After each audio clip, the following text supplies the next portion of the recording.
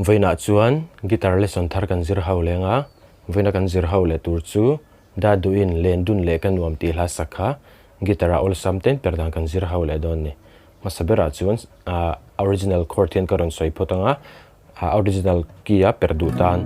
anhuwa jin karon soi leang masabera chuan b in kan langa asanga i anyama hian f sharp minor a hian d sharp minor C sharp minor, G sharp minor. Khang kia hoa kan mangang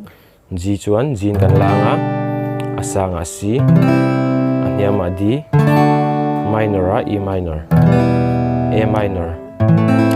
B minor chuan A hi bridge kan mang dona D7 hi kan mang ze ubokang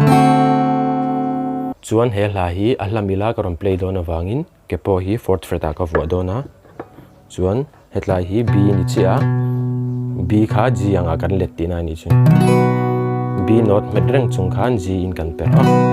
chuan asanga c kan manang che kha kan mang don ni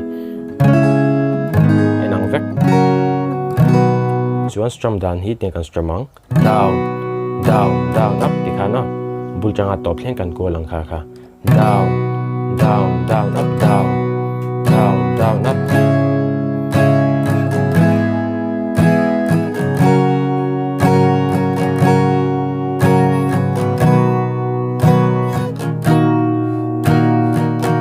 ti khan kan kual chuak charang chuan ala hi ahlam bilin karon play lenga uluk don ilongai thlale don nia